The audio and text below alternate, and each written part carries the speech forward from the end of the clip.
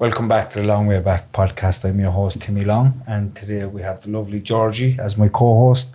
And today we have Rosie Bissett. Did I get that right, Rosie? You did, yes, exactly. Rosie, the CEO of the Dyslexia Association of Ireland, and you're going to give us a rundown of the organisation and just how you work on a day-to-day basis and what you provide towards people. Yeah, if that's all right. No, but not at all. Just a few things. Absolutely. Well, I should be able to talk about this well, exactly. And you've travelled down anyway.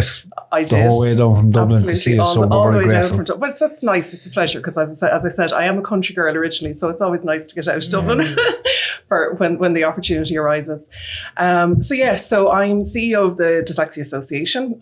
So we're a national organisation, membership based, and so I suppose run and governed by our members. So right the way up to our board, many of whom are individuals with dyslexia themselves and parents of individuals with dyslexia and dyscalculia. And we, I suppose, have two sides to what we do. We provide a range of services and supports for our members and for the public. And, I suppose anyone who's looking for information, advice, services, things like that. And then we also advocate. So advocating for change.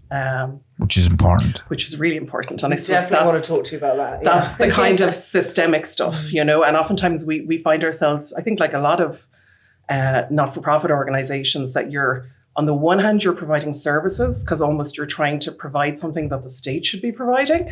But then on the other hand, you're also trying to advocate for more systemic changes so that our education system is doing better by our children and our learners, that people have access to assessment, that people have access to the supports that they need, accommodations and exams, better awareness in workplaces, all those kind of things. Even for parents. For parents as well. Which is very important, isn't it? Yeah, very important. Some kids need to be explained. What's going on for them needs to be explained to them as well. I know it needed to be explained to me at the age of 36 when I was diagnosed with dyslexia. So that's a big part of it as well, isn't it? It's a huge part is that actually that learning and understanding of what, I suppose there's phases to it. There's that initial, I suppose, maybe initial understanding of the basics of dyslexia in terms of, a difficulty with accessing reading and writing fluently, that they don't come as readily to you as they do to someone who's not dyslexic.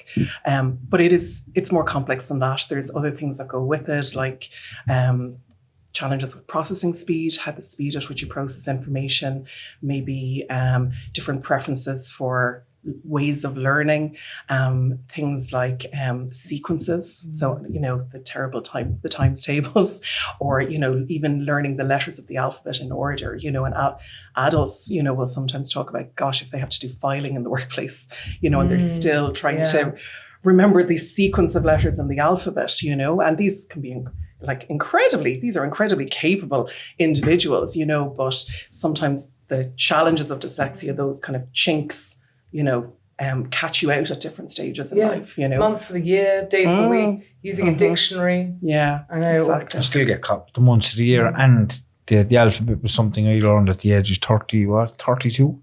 And I had it on my wall, and I'd just learn it. A, B, C, D. I still get caught. I remember you telling me this. Yeah. Was it in the prison cell? You had I had all my wall just covered with words that I didn't understand, the alphabet, the months of the year. Where I used to get stuck was October, November. I didn't know which one came before the others. I was fine up till maybe September, but I always get confused with October, November. October, and that still happens. I use I'm sure you've heard of this before, but with the 0 in 10, which, because October's the 10th month of the year, I try and match it with the in October and make it into a pumpkin for Halloween, because we know Halloween happens in October. So it took the 10th month, the in October, and then a picture of a pumpkin. It's a sort of classic way of trying a memory. Finding different hooks, exactly. Yeah. So whether it's like what you were doing with your visuals and having everything up, or like that, I don't know, some people use all kinds of different things, mnemonics or visuals or, just whatever works really for you, But also I think it's really important to say, you know what, it's not the end of the world.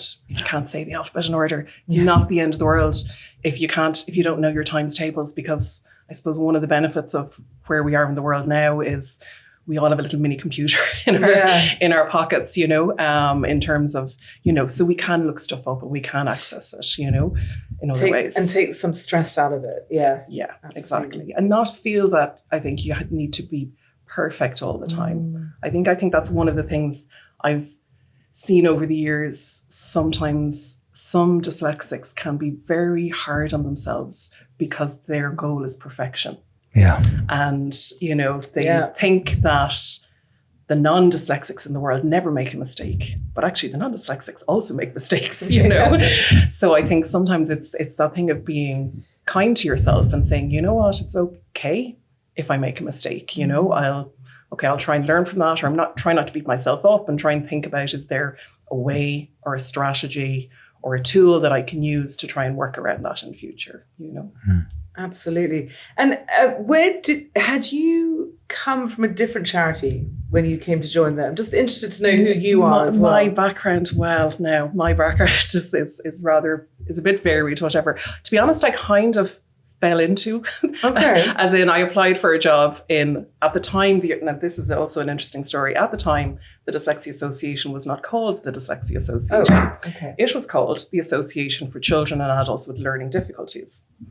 And the reason for that is, for many years, the organisation had huge challenges with the government around even the word dyslexia, and like literally are refusing to acknowledge the term, that it didn't exist, etc., to the point that they obviously felt the need to change the name to just even get in the door and have conversations with people. Now, thankfully, obviously, things did move on, and it would have been the mid-90s, I think, mid to late 90s, when the organisation changed back to Dyslexia Association of Ireland, which is obviously so much more understandable, you know, and for people to find us and know what we're about.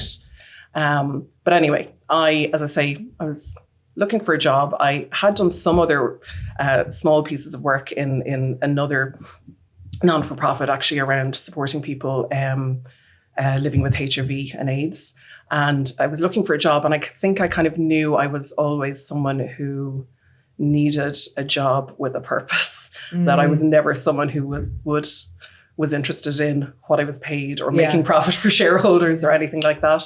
I suppose I'm quite purpose driven, and applied for a job as an information officer, and I'm still there 20 odd years. In my head, I don't want to think about how many years later, because it makes me feel old. So you're with the Dyslexia Association of Ireland for over 20 years. Yeah. Jeez, that's powerful. Yeah, that is. And you must have seen some changes. Or maybe not. Well, no, there have. Okay, I suppose with the benefit of that long hindsight, there have definitely been changes, and there have definitely been positive changes. Awareness is so much better. There's so much more people reaching out. I think parents are more informed and more inclined to act themselves. I think, let's say 20 odd years ago, people were we still had more reverence probably for the teacher and the guard and the parish priest and things like that. And if they said everything is grand, or if they said he's just lazy, or, you know, or they'll grow out of it, people just said, they know what they're talking about. We won't, you know. Whereas I think now, and maybe this is the benefit of information is so much more accessible to us, but also we're, I think, a lot more open, and people talk about things more. You know, we have so many more people, well-known people, but just, you know, everyday people, where people will tell you about what's going on for them, or that they have dyslexia or whatever. So I think it's a lot easier on one level now, in terms, because that awareness is so much better than it was. In a perfect world, what would the Association of Dyslexia Ireland want the government in this country, or maybe this country, to be about around learning differences? It's a great question. There's a lot of things that they still need to do around that. Yeah, I agree. I suppose, gosh, there's so many aspects to that. I think number one is always assessment and identification. I suppose, you know, you got to, what did you say, 36 before you found it, your dyslexia was identified. while it's easier to get kids identified nowadays, it's still a challenge to access a formal identification. So to get a psychologist to assess your child, we would love to see that any child in a primary school or secondary school or a college in Ireland, if there is a query or a concern around how they're learning or their progress or things just aren't adding up, that individual, or with the support of their parents, would be able to access an identification of dyslexia. Because it's really powerful to know and understand and have a word that describes what's going on for you.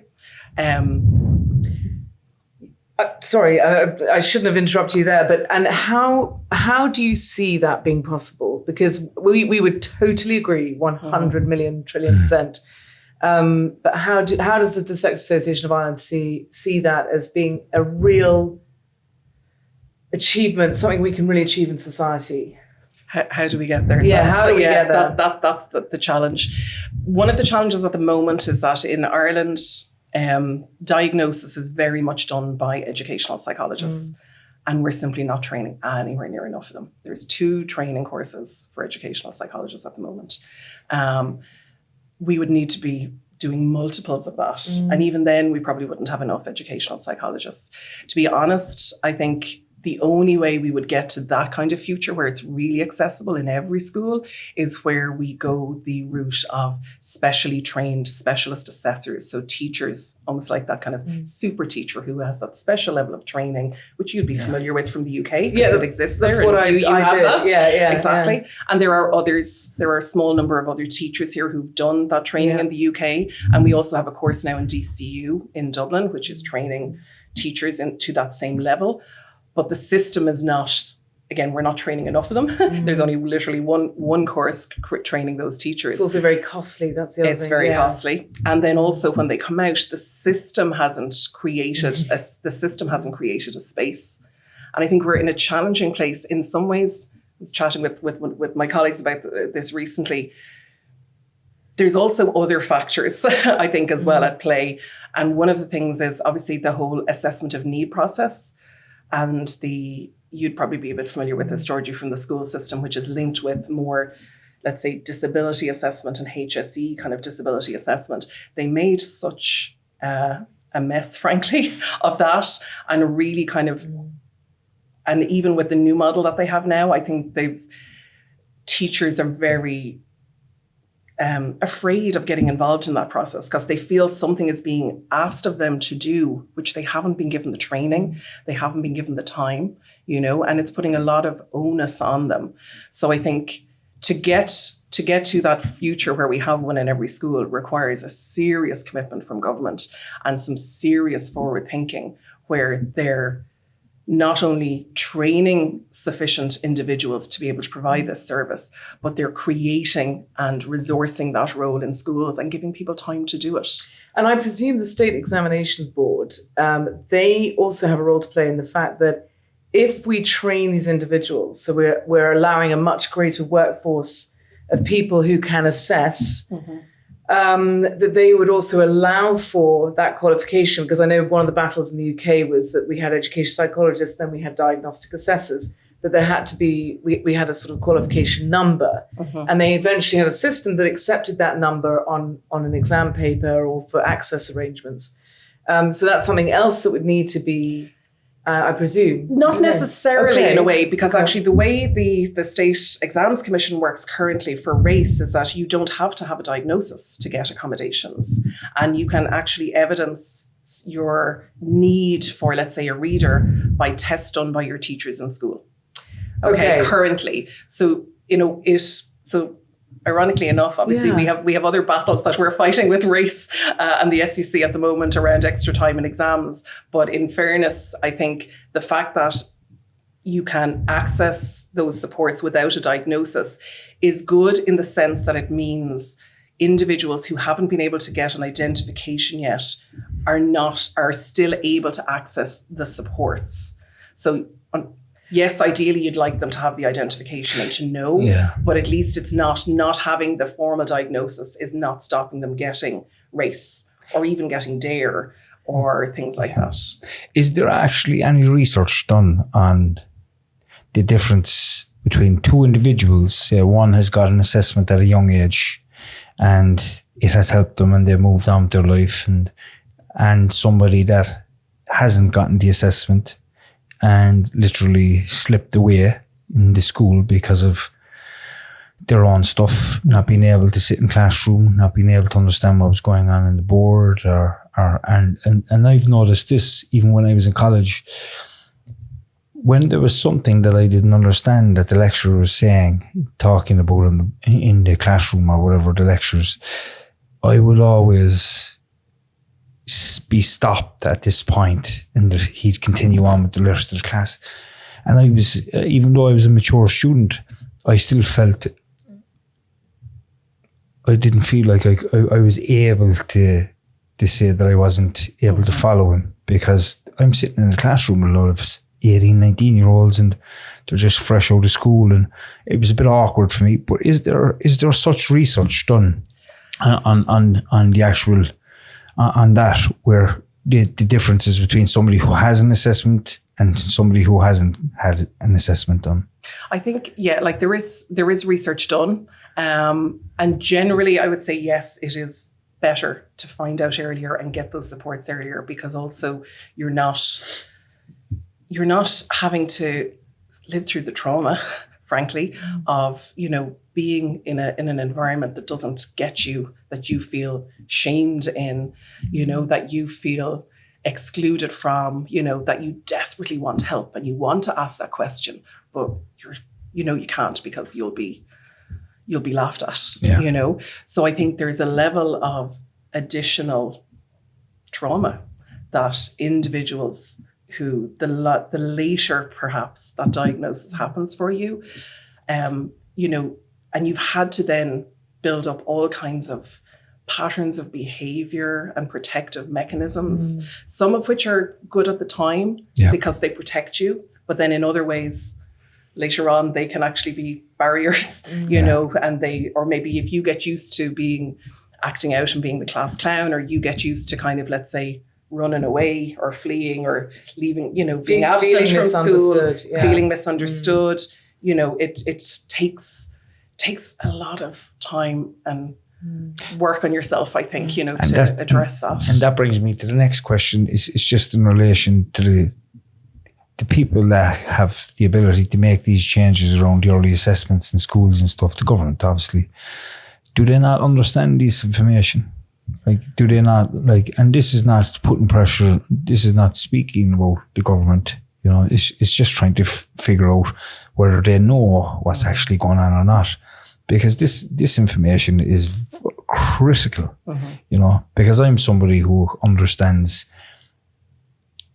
the importance of getting an assessment at a young age because of my own, going through the whole system, not being able to sit in the classroom, not understanding nothing, then developing this belief, internal belief, core belief that I was stupid, I was thick, there was something wrong with my brain, just because I didn't get. And listen, I understand, I grew up in the 80s and it wasn't there. But now, in the 2020, we have the same stuff going on. We have children slipping through the cracks, Rosie, and they will probably end up maybe having a similar life to me, going down the same road because of the difficulties they're having in school. It creates anxiety, it creates mental health. There's another side of it as well. It just creates all these internal beliefs about yourself that you can continue into your adult life believing. And I think if we had a group of people to sit in front of the government and explain things like this to them about adults, adults that have gone through the journey, would they listen? I don't know. Because I think we'll change the future of this country in 20 years if we act early. I always say the same thing, and it's my belief. We are changing our future by doing the right thing now. I mean, you could take several prison populations to the government who would be saying, I think, some very similar things. Like if I had felt understood, if my language needs have been recognised, if my literacy needs. So we could start with that. Yeah, absolutely. Yeah, and I think it's not even just the government. It's also key civil service and key state agencies who really have a huge amount of power, around change. And look, ultimately, a lot of it comes down to money and bottom line as well. Because, to do it, to get to that ideal future, it needs ambition, and it needs someone putting their money and will behind it. And it's not something that's going to be solved in a year. It's going to, because you would have such a way to go in terms of the training side, the numbers you would need to train, and then the systemic changes in schools. And again, you run into this issue with election cycles as well. We do have some individuals. In fact, we have a great senator down here in Cork who is Tim Lombard. Tim, who is a great advocate who gets it, He does, yeah. He really does, and he shares your frustration and my frustration around the slowness of the system to actually make change, I just want to also just go back to what you were saying about the system, about it's a lovely thing to hear that in a way you don't have to have a diagnosis to get access arrangements in exams. But I get, just working with so many children in different areas, some in rural areas, some come from the city. I get so many different stories from second level students and their parents about what the process is and so some of them have had spelling and grammar waivers. Some of them have been guaranteed that they will be allowed a 10-minute additional time for anxiety. Some of them, and some of the ones who I really believe should have been given speech to text, for example, from first year and practice from first year, second, third year, are not using that. And I feel like there seems to be a slightly different system in every school when it comes to assessing the kids and who gets what, where and when. Do we think there's a fair training system for the teachers? Do we think that they are all equally able to assess these kids in the same way? What is going on? There is such a huge variety in what each child is able to on the ground. Am I mad or no, you're not mad. No, okay. I suppose. Okay, no, you're definitely not mad, Georgie. You might be mad in other ways, but not about this. No. I suppose, look, whether you get race at the end of the day or not, it does come down to, like, the SEC has a book of rules this thick that schools have to abide by. Okay, the SEC is the State Examinations Commission. Commission. Yes. I think I said shouldn't board use the before. acronym. I know it's it's only because this is a new one for me as well. Yeah. State Examinations. So they have a list. I was afraid to ask. Sorry, no. Do you know what? I'm terrible. joking. It is, but it's true. It's one of those things. Acronyms are not the friend of the dyslexic. No, and teachers are terrible for it. I'm a teacher. I'm always using acronyms. I'm always having to say. I think we all do, no matter what walk of life you're in. There's just a shorthand, Anyway, so the State Exams Commission, who ultimately controls the exams, including reasonable accommodations, they have a book this thick that schools have to abide by around the rules of what criteria you have to meet to get a reader or a scribe or whatever it may be. But one of the biggest challenges with that, and this is maybe like you're talking about the kids with the tech and not being able to use the tech in first and second year, is there's a huge disconnect time-wise between different parts of the system. So you could have a kid who has very severe dyslexia who, everyone is saying they need to be using tech, they need to be using assistive technology, they need to be typing, they maybe need to be listening to their textbooks, with text to speech on their device. That's going to get them through, okay? And then they'll be able to, they'll do grand. But you can't apply for your reasonable accommodations in junior cert until the autumn of junior cert year. You don't find out if you've definitely gotten them until spring of junior cert year. So in fairness to schools, they're often cautious with parents and kids saying, we can't put all our eggs into that, because the problem with their guidelines around eligibility for the various accommodations is a lot of it comes down to a single test done of their literacy or their reading or their spelling or writing speed or something like that, at end of second year or beginning of junior cert year. And depending on that one score, even if there's this whole history the kid in terms of being assessed and having their identification and using technology as a normal way of working. If they score 1 point above the level that they're allowed to be at, they won't be allowed to use it in their exam. It is completely illogical. Completely. We talk about sanity. This is insane. And we did talk about this with Tim Lombard. This really has to change. And I saw him in now this is a word I really struggle with, the Oireachtas. I saw him speaking. Everyone pronounces that word differently. Okay, even Irish people, Irish speakers. Yeah. So it's spelled as Oireachtas. Yes, Oireachtas. Yes, if you were to use English phonics. Yes.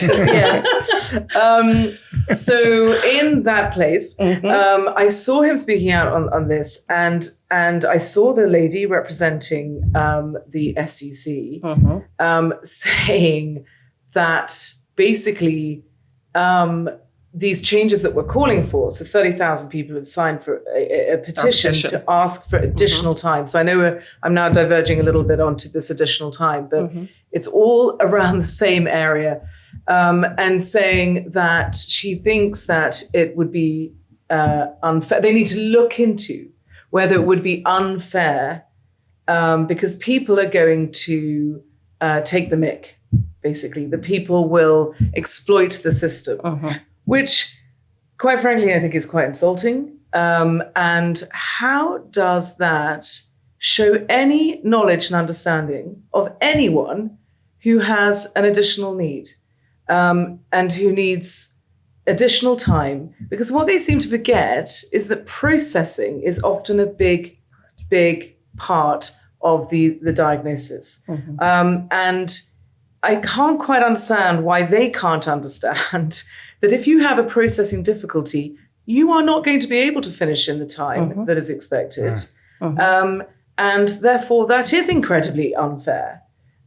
So there seems to be, anyway, the word is insanity for me. Yeah. So I just wanted to have my little rant because it makes me it makes my blood curdle. And yes, I have very similar reactions, Georgie. Yeah. Absolutely. I mean, we can't. I suppose the fundamental issue is, and we've been on the radio with various people talking about this since then as well. Yeah. Like fundamentally, the SEC is not answering the question of why in pretty much every country around Europe, in many countries internationally, and why in college, in UCC, in MTU, one of the first things that happens is, you go in, you talk to the disability advisor, one of the first things they'll do is extra time in your exams. No big deal, and yet, like their inability to, I suppose, see how much of an outlier they are and not, I don't understand how I personally cannot understand it. It's so impossible to understand. It's a massive their thinking disconnect. Because they're such an outlier. Like they talk about the Leaving Cert as a high stakes exam. And okay, yes, it is. It's a very important exam. It is a gateway. It's not the be all and end all, but it's almost like, is your final year medical exams not a really important exam? Are your final year engineering students or social care course, those things are at another level, and extra time is not a problem in those situations. Not a problem in third level. It's not a problem at all. What I didn't like about what you said, that she said, was that people are taking the piss, basically, just doing it because they can, like, who goes away and pays 600 or 700 euros, goes through the whole process of getting an assessment for a child, which is tough. And some families are struggling financially as well and they can't pay it, just so a child could get 10 minutes extra time in an exam. Like, where do these people get these? I think people who say things like that obviously must have their own shit going on for them, where they've been let down somewhere in their life by somebody, and they're pissed or just don't trust people. Because or else they just have no understanding of what goes on for a young person in relation to the exams. I think trust is a key word there, Timmy. Okay, I think you kind of hit the nail on the head there. I think there's this fear, and also their perspective, I think, is flawed, because their lack of trust and fear that even one person will get it who doesn't need it is outweighing the fact that there's thousands of individuals who do need it, and that they have a responsibility as part of their role as well, Rosie. Yeah, exactly. And so many others, you know. And it's like, okay, look, there will, if we're being honest about it, in every system, there's always some people who'll try and game a system, okay? But they are few and far between. And also, it is the job in relation to exam accommodations, it's the job of the SCC to have rules and regulations to manage that, you know? Okay, that's their job, is to have their processes. And to use that as a reason to not provide a common accommodation, you know, that frankly, if your daughter was doing her GCSEs or her A-levels or her final year baccalaureate in France, she would get no problem. Yeah. You know, that's what's unfair. And we spoke about the time limits. How much extra time do they get in the different countries? Well, in the UK, it's 25%. It's 25% is kind of the baseline. And in severe cases, you can sometimes get up to 50%, but that would be quite rare. But that kind of 20 to 25% would be quite common. So 20% of 60 minutes, is it? Yeah. So like, let's say 10 to 15 minutes per hour of your exam. That's very fair. Yeah. For somebody who has processing, like I have processing issues, perception of a question. And it only happened to me recently last week when I was trying to understand a question for one of my assignments. I sat there for hours trying to get my head around the meaning of this. And it's not just processing, it's the attention that we might have, attention difficulties, working memory. You think about, let's go back to what I was saying about learning that October is the 10th month of the year. You are using a strategy that takes time. You got to remember the 0 representing the O, the pumpkin, Halloween, October. That takes extra time. And, these are these things that these kids are spending hours learning strategies to help store spellings and mathematics and words and heaven knows what into their long-term memories, which they are then asked to retrieve during a timed period, which is really, and so often as we know, these guys are so intelligent. They're so intelligent, and it is only fair that they should be able to show their intelligence on paper. And that thing of, let's say, reading questions is, I suppose, another aspect to it. And this is like I know Tim may have mentioned to you, but the project that Philippa from Bandon did in the Young Scientists around the maths readability. But this issue of, how complex and how much reading there is on exam papers applies on other subjects as well. But actually again, another thing we would, in an ideal world, like the SEC to do, and I think the same also applies in colleges sometimes, is exams are not meant to be tests of reading. An exam is meant to be a test of your understanding and to give you an opportunity to show what you know. Yeah. But if we write, or if we are given overly wordy questions, with double negatives or, unnecessarily large vocabulary and things like that, you're creating a barrier instantly in the way that you're asking the question, So we need to also ask the question fairly and not try and catch people out on the question, with the language or the double negatives or, throwing in a fancy term or something like that. Ask a straightforward question. Make that question at a level that, everyone can understand. Yeah. And then everyone is on a level playing field then and can start at the same level in terms of giving their answer and displaying their knowledge of the topic or concept or whatever it is. Is that intentional? Like the understanding, like it might be the most straightforward question that's possible, but a mind like mine thinks that there's a trick in it because it looks like there's something there to confuse me in some way. Yeah. Because there's so many words. Yeah. And it's like, what? And then I'm sitting, as you're sitting there, then I can imagine this is going to happen to a lot of students who are dyslexic as well. In a couple of weeks in their exams, And they're starting to panic, and then the time is starting to tick, and they don't have the 10 extra minutes. No.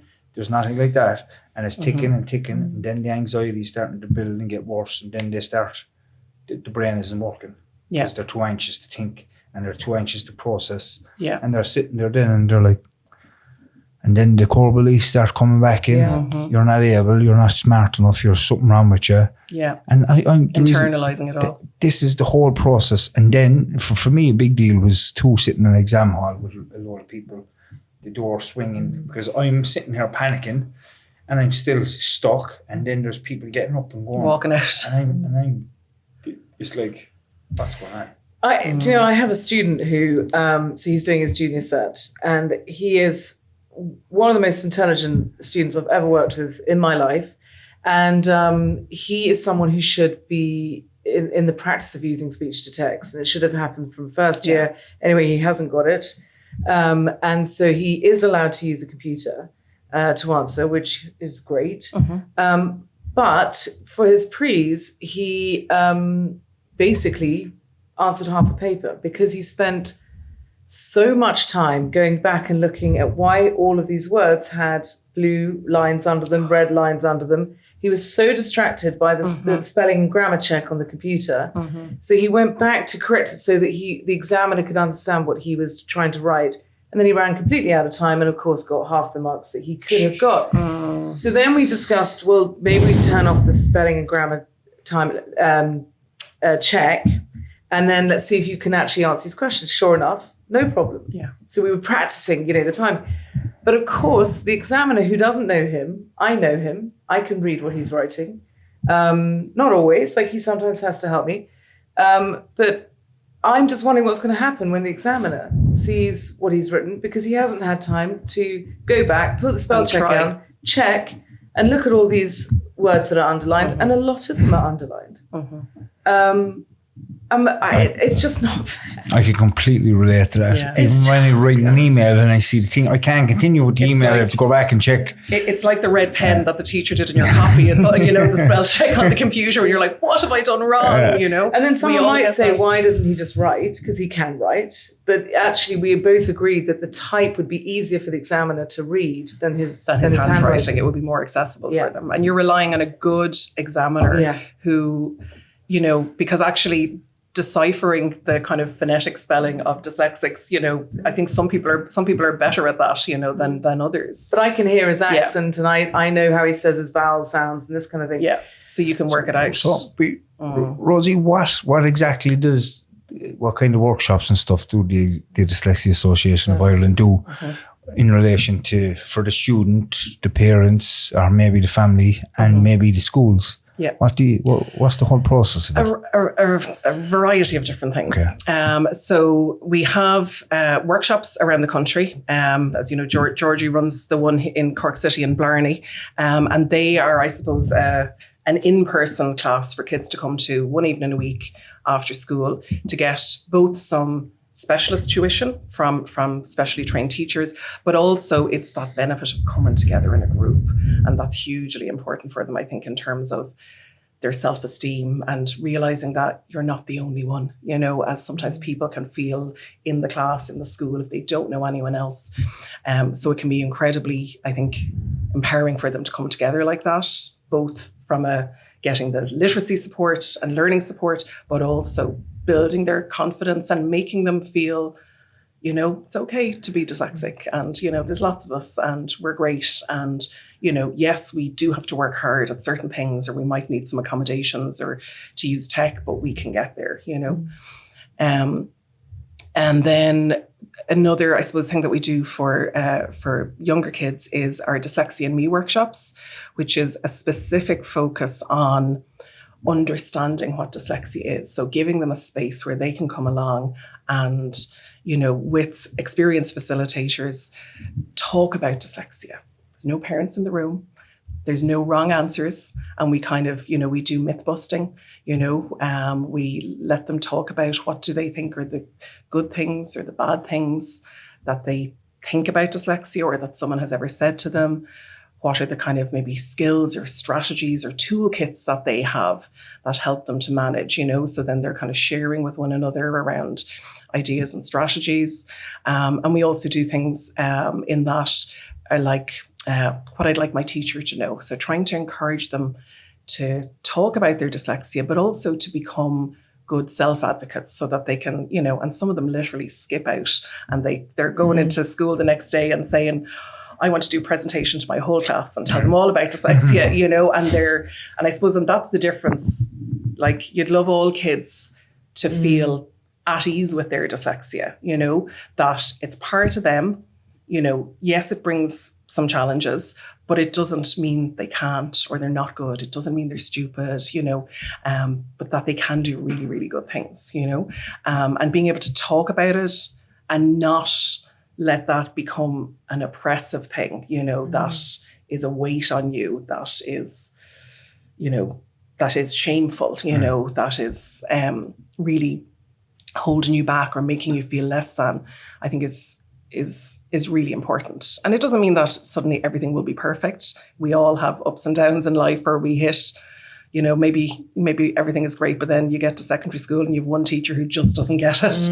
And that's trickier. You get to college and there's one lecturer who is like, well, I've been teaching this, course for X number of years and I'm not changing for anyone, So like, not everyone is as flexible as you would like them to be, Anyway, so I suppose they're two of the kind of main things for kids. For parents, we do a lot of, I suppose, information provision. We run a really busy information support helpline from our office in Dublin, which we get a lot of calls from people, a lot of whom can sometimes be quite upsetting because people are literally, they're at the end of their rope. They're so frustrated. They're not being listened to. They're not, or maybe they're telling you some really horrible things that are happening in school for their child at the moment, and while we've improved a lot, you still hear some terrible stories about, things that are happening, occasionally around the country. So I suppose there's a lot of us being there as just even a kind, understanding, listening place for a lot of people, because we don't have a magic wand, unfortunately. We can't go out and walk into the schools and say, or go talk to a particular teacher or talk to the Department of Education or the State Exams Commission and make everything better overnight. We plug away and we kind of keep constantly trying to work on things. But I suppose it's trying to give people some practical strategies, I suppose, to steer them maybe in what are possibly next steps, and what their options are and things like that. We also then do a training course for parents, which is, I suppose, that's very popular and very well received. I think it's a great one, particularly when maybe you have a newly identified kid, because it's a great way to kind of like almost do your crash course in, understanding about dyslexia, what you need to know, how the system works at the moment, how you as a parent might have to try and navigate that, about supporting your kid at home with homework, learning a bit about technology and all of that, advocating for your child then as well. So it's, the going into the school and advocating around getting some SET hours, if in terms of, if you're looking for additional support, or if you need to, if you think your child qualifies and you want to apply for an exemption from Irish, or race or DARE, all of these or checking things. that the secondary school has actually got the education psychology reports, which so often I hear reports of parents saying, I went to the parents' meeting and they didn't even know they had dyslexia. Or whether the school is the appropriate school for a child with dyslexia or any of the learning differences. That's very important as well. And I think, and that thing of different schools really is, and as you said earlier, Georgie, you hear such variation from parents and kids around their experiences in different schools. And I think it can be, I've also heard variation even within the same school, so sometimes it comes down to what teachers you happen to have, if you're lucky with the teachers you have or not.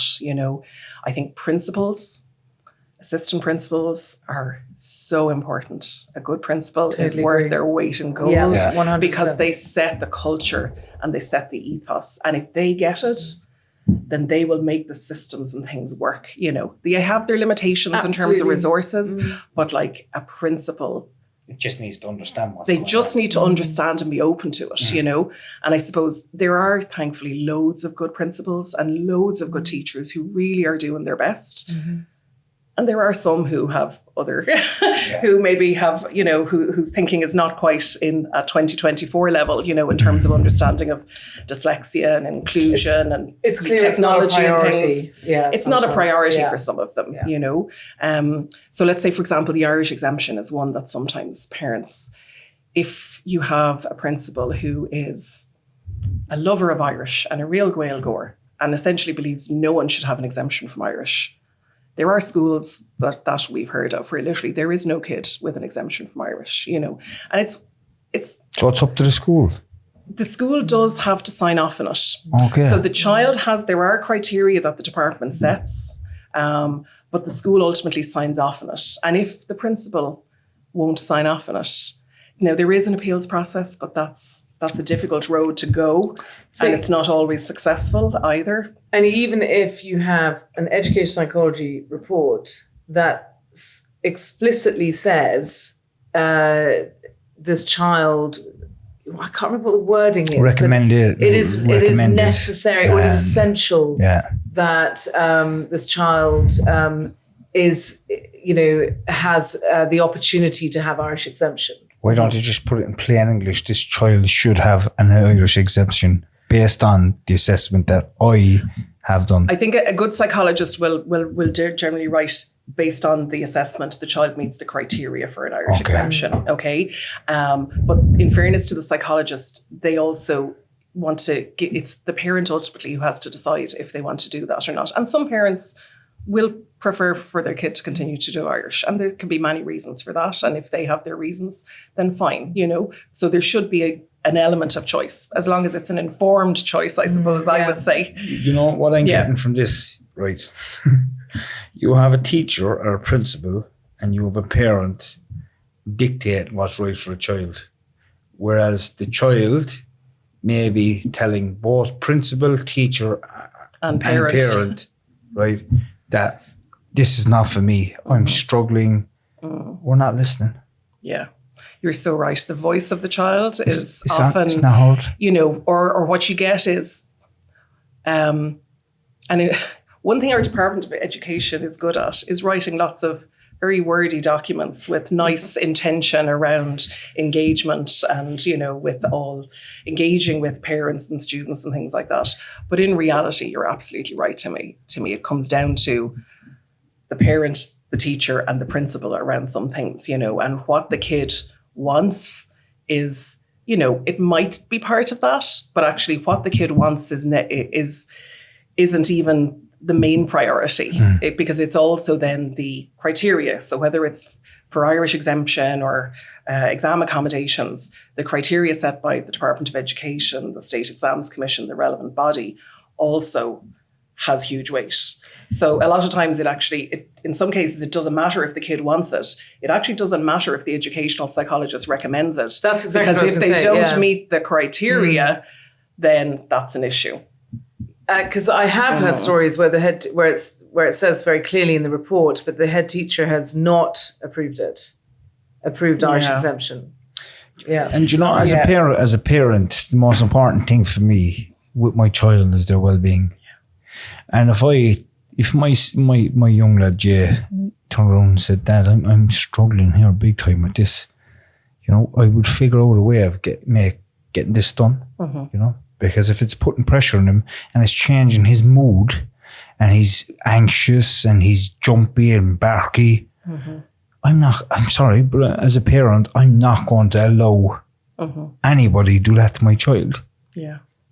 You know, and maybe there needs to be more of a push from parents that see their child's well-being deteriorating because of stuff that's going on in school.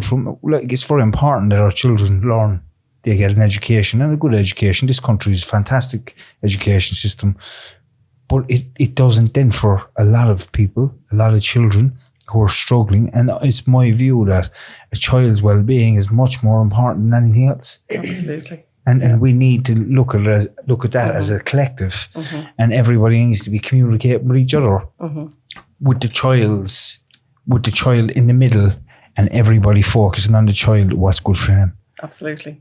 And that's that should be the fundamental. That expression, team around the child. Yeah. You know, instead of what's right for me as a parent, or what's right for this school, and you know, let's step the ego of the child or the parent and the principal or the teacher out of the whole situation, and let's look back and pretend we're not even in this authority role as a parent or as a principal, and look at the child. Absolutely. You know, pretend it's your own child. Yeah, I wrote a letter to a school. The parent requested that I help them try and fight for this. I think it was Irish homework. I think he had an Irish exemption, but was still being asked to do homework or something really random like that. And I think in the end, because the school just wouldn't hear it, in the end, I think he ended up moving schools, and he was very upset because not only was he struggling with Irish, but he didn't want to leave his friends behind. Of course. Yeah. And it was a real kind of, what do I do? But it just, anyway, yeah. That's tough. What else? Moving schools is really tough. What workshops do you do? So we also then do training for teachers. And I suppose, again, that's one of those things where we're doing something that unfortunately the state is not doing, and they're not getting consistently in their teacher training. So we run a course for primary teachers. Actually, we've just done a lot of redevelopment on this recently. And we're going to have an advanced course now that we're going to be starting to offer for teachers in the autumn.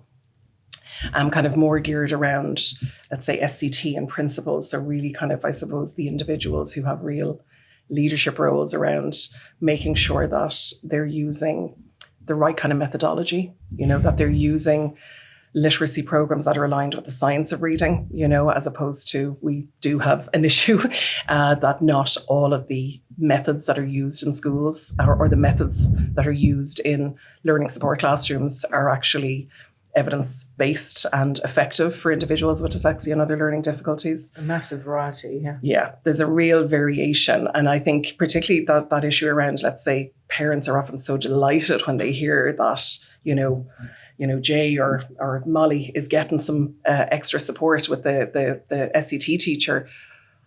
But the thing is, like, what are they doing in that class? What kind of support are they getting? Because sometimes if it's not, you know, and I think as parents, it's like, certainly if it's my kid, I would be wanting to know, well, what's being done? You know, what program are they following? What can I maybe as a parent do at home to reinforce that if it's good? And if it's not good? I mean, we've had situations even where kids are really upset. So like you're saying, that their mental health comes first. If a child is really upset about going to that SCT class in school, then maybe the best decision, you know, is that the kid doesn't go to that, because if it's causing them more upset, if I suppose it's like the cost benefit analysis, you know, if their anxiety or mental health is being impacted to the point that, and then they're missing out maybe stuff in their own class, and you're not seeing a real benefit from that, then, you know, maybe not saying, you know, actually, no, we're not going to continue with that. There was some parents I was working with, and they fought to get it. But then when they got it, she was doing comprehension, and her issue was not comprehension. And so then there was obviously falling out in school, because they're like, well, you asked for additional support. She's like, yes, but that was kind of meaningful for. Yeah. And they said, well, you know, we've got to cater for all needs, so we're putting them in a group, and she's getting additional support, and that was the answer. And that's the challenge with the grouping. You know, groupings can work well, and there are benefits to, you know, from the workshop, you know, absolutely. There are lots of positives of working together in small groups.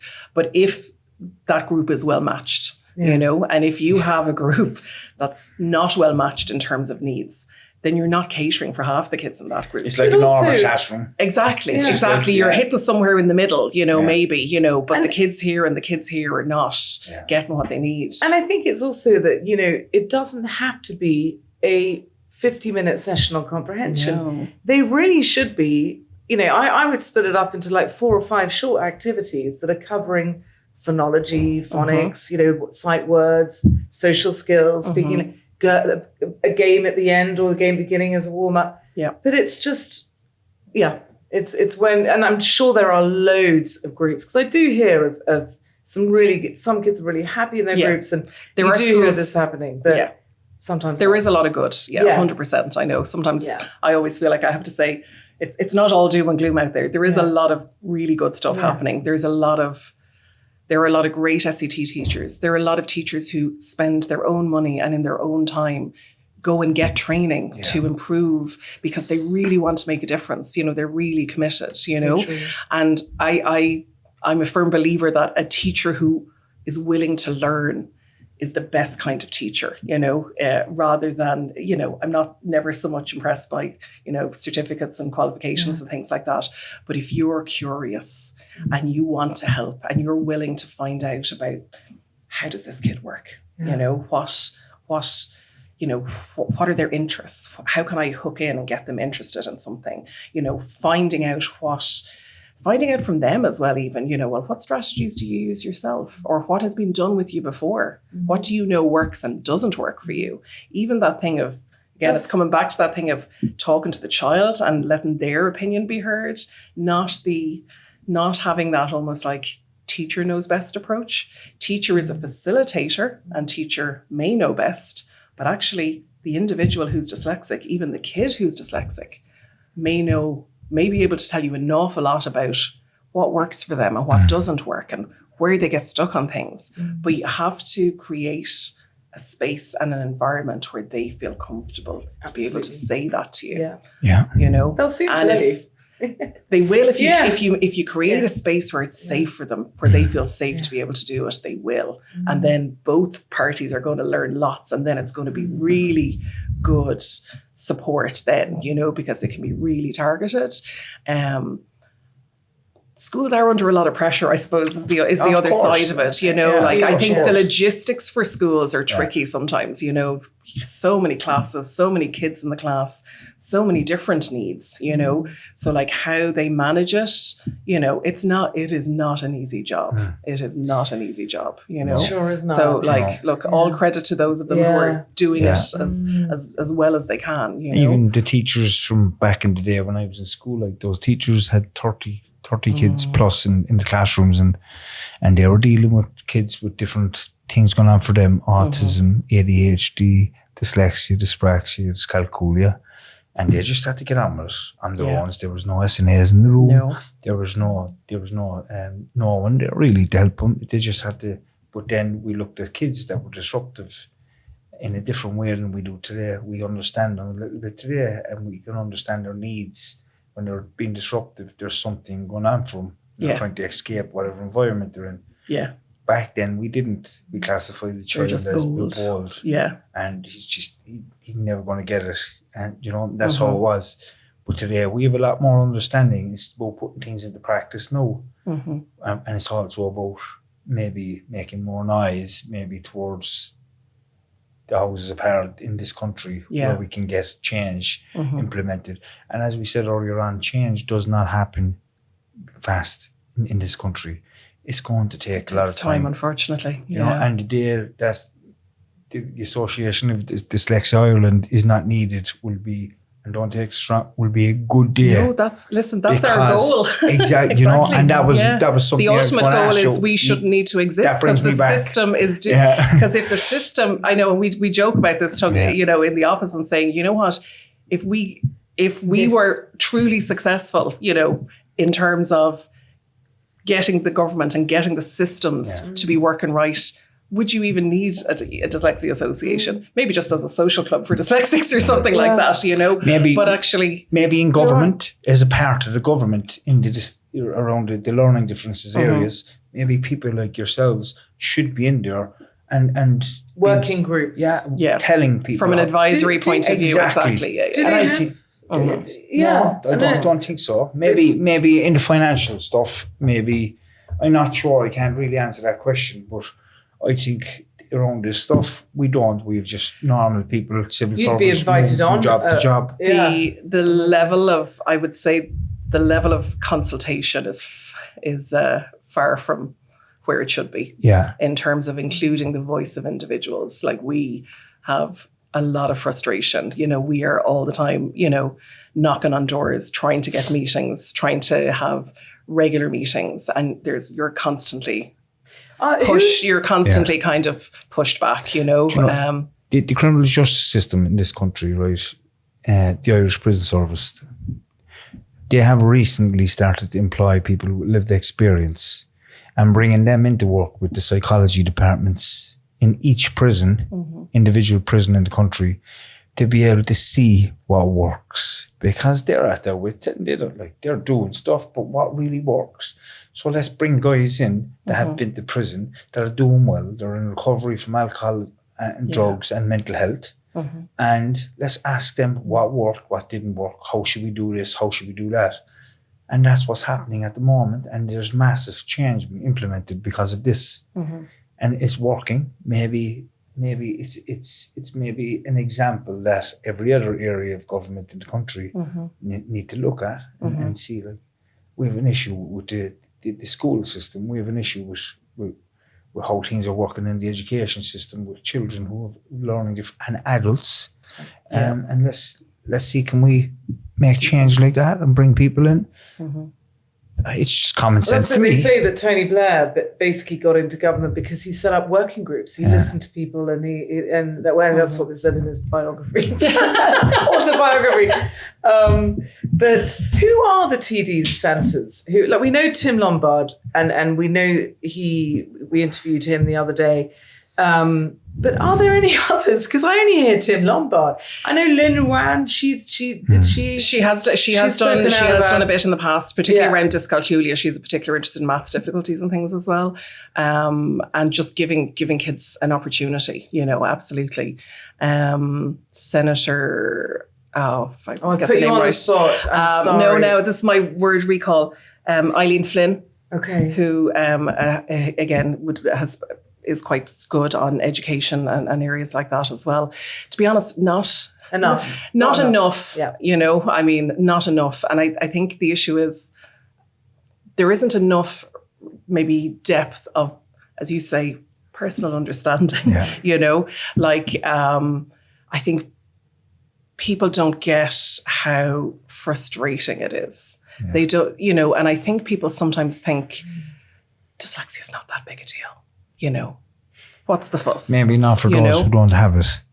Yeah. You know, and hopefully that they'll never have a child or a grandchild down the line with dyslexia. It would open their eyes if they did. It sure would. And they'd understand what we understand about it today. Exactly. I think also if people understood the the very high percentage of people in the prison service and young offenders institutes who have dyslexia as well as literacy difficulties, language difficulties, then they might understand the importance of intervening much earlier in life, not letting it get to a situation where we have such a high percentage of prisoners with literacy difficulties.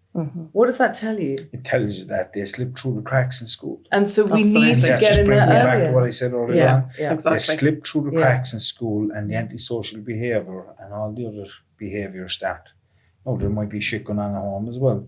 Of course. But listening school is a safe environment where they're not getting anxious or they're not full of fear of being asked a question by a teacher.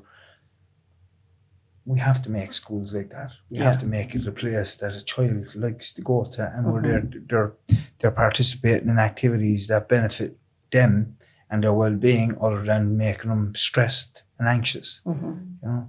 So, listen, Rosie, we're very, very, very grateful for coming down and joining us, myself and Georgie and Tony. And it's been an absolute pleasure. Georgie has been talking about this conversation for months. Wait till Rosie comes, but it's been. I know, I understand. we could talk forever. I know.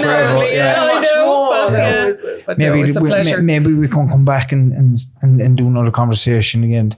I definitely would like that, because maybe there could be things changing there with particularly around what Senator Tim Lombard is after pushing towards with the extra time. We'll keep fighting for it, that's for sure, anyway. And we'll keep making noise here as well.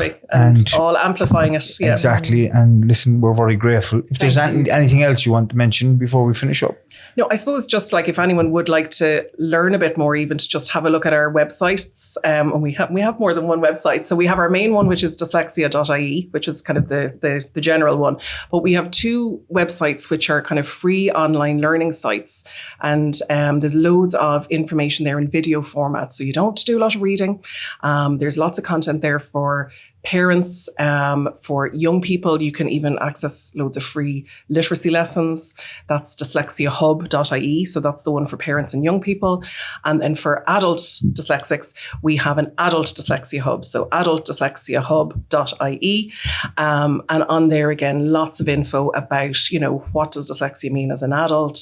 Even looking at the mental health side of things around support and education and work. And also you can access loads of free online video literacy lessons there as well. So amazing. Yeah. And can people get recommendations for educational psychologists on your website as well? We have information on our website around, we don't recommend individuals, but we have guidance on there to help people find someone suitable. And then we do assessments ourselves in our office in Dublin and also online.